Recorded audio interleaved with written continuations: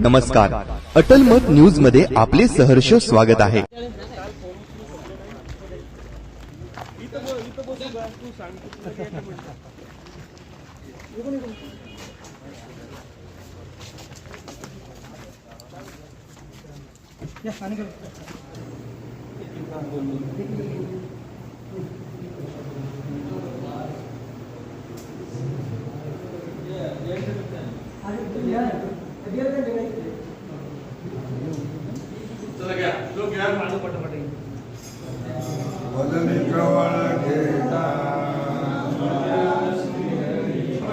लगेच ओके काय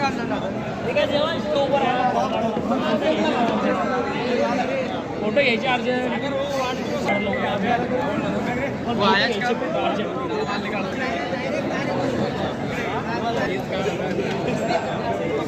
अच्छा प्रेस वाले भैया हो इकडे बघा.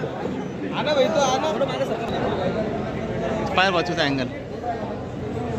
एक मिनिट माग सर भैया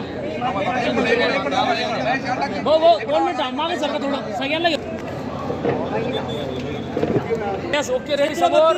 शिवाजी महाराज की जय. भाऊ तुम आगे बढ़ो. हमारे साथ है.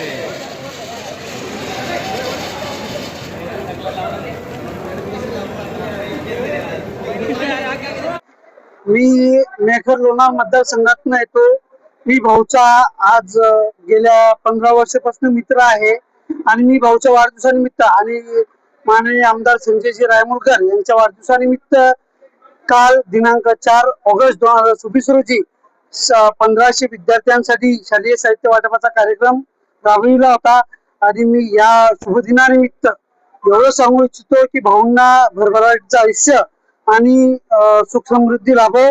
भाऊ हे माझे खूप जवळीक मित्र आहेत आणि भाऊचं समोरचं आयुष्य आणि राजकीय आयुष्य हे खूप चांगलं आणि समृद्धपणे जावो हीच देवाचरणी प्रार्थना करतो.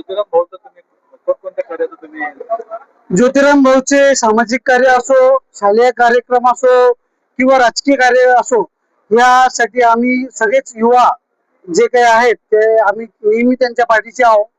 आणि ते आज नाहीत, मी त्यांच्या सोबत 10 वर्षापासून असतो. ते एकदा त्यांनी ज्या कोणत्याही युवकाला त्यांचा भाऊ किंवा मित्र मानलं ते त्याच्या सोबत नेहमी पाठीशी असतात. याच्यासाठी काही म्हणजे दुरावा नाही. ते एक चांगले मित्र भाऊ म्हणून नेहमी प्रत्येक युवकाच्या पाठीशी असतात. आणि मी या शुभदिनी त्यांना फक्त एवढंच शुभेच्छा देतो की त्यांचा पुढील राजकीय आणि आरोग्य हे खूप भरभराटीचं जावो एवढी शुभेच्छा. तरुण वर्गांना मी फक्त एवढे आवाहन करेल की तरुण वर्गाला माझी एकच विनंती आहे की तुम्ही कुठल्याही प्रकारच्या व्यसनाला आहारी जाऊ नका. तुम्ही तुमचं आयुष्य कसं समृद्ध करता येईल याच्याकडे लक्ष द्या. माझं नाव अमित गोविंद मंत्री. मी एक फार्मास्युटिकल कंपनीचा CEO आहे. माझ्या कंपनीचं नाव हायविनो फार्मास्युटिकल्स आहे. आजचा दिवस चांगला दिवस. आज भाऊचा वाढदिवस.